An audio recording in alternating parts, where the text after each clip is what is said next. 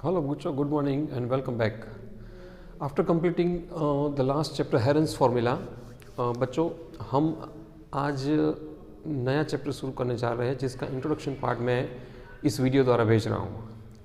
अभी जो चैप्टर हम समझने जा रहे हैं वो चैप्टर है कंस्ट्रक्शन, चैप्टर नंबर 11। बहुत इंपॉर्टेंट चैप्टर है क्योंकि उसमें हमें किस तरह से कुछ एंगल्स कंस्ट्रक्ट करने हैं वो सिखाया है।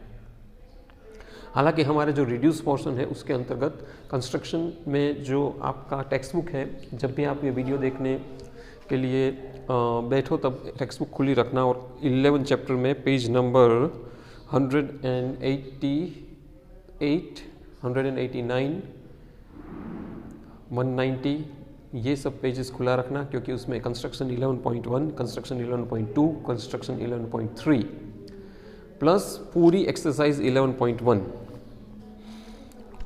पूरी एक्सरसाइज 11.1 इतना पोर्शन है हमारे कंस्ट्रक्शन में। तो ये कंस्ट्रक्शन हमें सीखने हैं। बेसिकली कंस्ट्रक्शन में बच्चों आपको वैसे तो कुछ नहीं करना है, हमें कैसे एंगल्स को कंस्ट्रक्ट किया जाता है वो सिखाया गया था। तो आपने ये कुछ भाग 8th स्टैंडर्ड में सीखे थे, लेकिन अब तक जो आपने कंस्ट्रक्शन सीखे हैं उसमें आपने प्रोटेक्टर से एंगल्स कैसे बनाया जाता है, एंगल्स कैसे कंस्ट्रक्ट किया जाता है वो ज़्यादातर प्रोटेक्टर से सीखे हैं। जैसे कि कोई एक्यूट एंगल हो, मतलब 45, 35, 40, मतलब बिटवीन 0 to 90 में एक्यूट एंगल्स, 90 डिग्री भी प्रोटेक्टर से करते हो और आप ऑब्ट्यूज एंगल मतलब बियॉन्ड 90 डिग्री टू 180 डिग्री, ये सारे कंस्ट्रक्शन आपने जनरली प्रोटेक्टर से सीखे थे।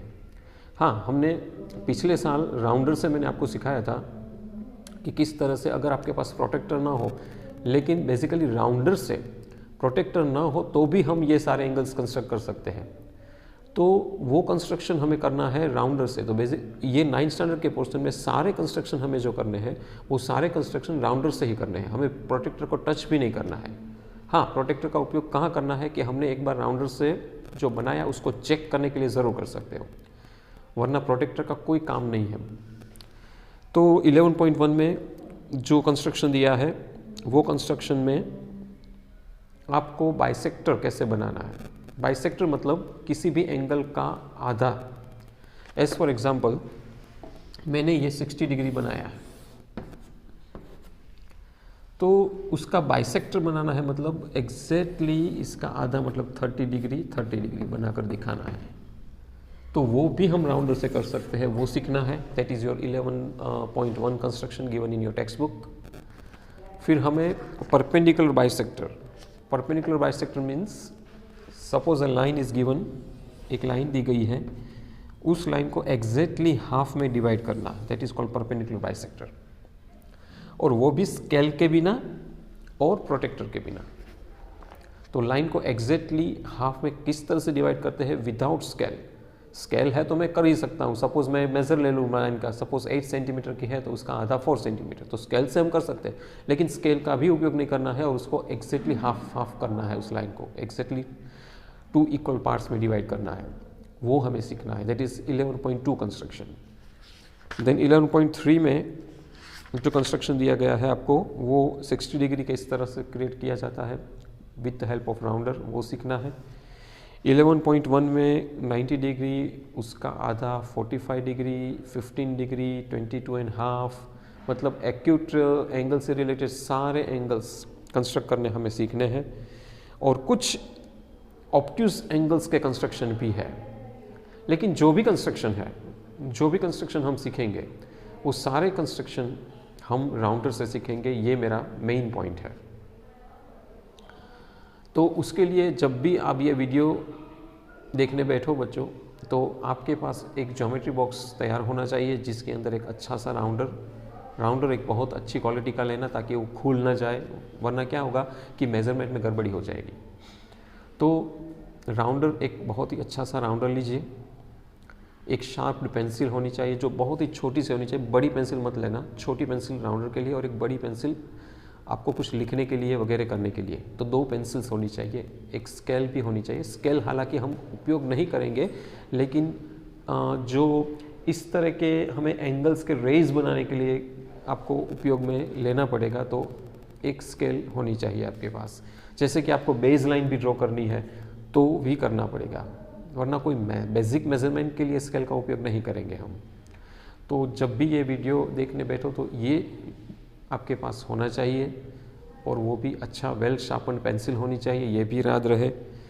बेसिकली हम यहाँ पे जो कंस्ट्रक्शन सीखेंगे वो 60 डिग्री, 45 डिग्री, 90 डिग्री, 120, 135, 105 ऐसे कंस्ट्रक्शन सीखने हैं। तो किस तरह से ये कंस्ट्रक्शन किया जाता है और कैसे इस कंस्ट्रक्शन को करेंगे वो मैं आपको इस वीडियो द्वारा भेजूंगा। बाइसेक्टर किस तरह से कंस्ट्रक्ट करते हैं, कोई भी आपको मानो कि एंगल का नाप दिया है 60 डिग्री, तो उसका बाइसेक्टर मतलब उसका हाफ करना 30 डिग्री, वो कैसे बनाना है वो भी हमें सीखना है। तो ये सारे कंस्ट्रक्शन मैं आपको वीडियो द्वारा भेजूंगा।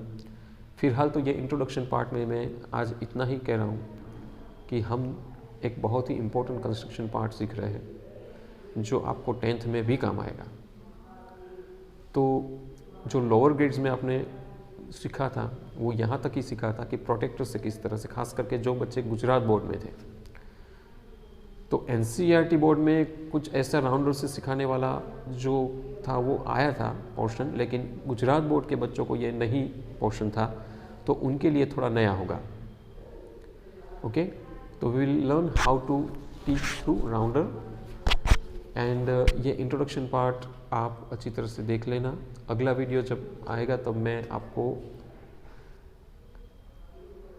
राउंडर से किस तरह से कंस्ट्रक्ट किया जाता है, बाइसेक्टर्स, परपेंडिकुलर बाइसेक्टर्स, और कुछ डिग्रीज मैंने बोली है 60, 35 वगैरह वगैरह, जो भी डिग्रीज हैं हमारे ये पोर्शन में, वो हम लेंगे और एक के बाद एक कंस्ट्रक्शन सीखेंगे। अगर कुछ डाउट हो तो मुझे ज़रूर बताना।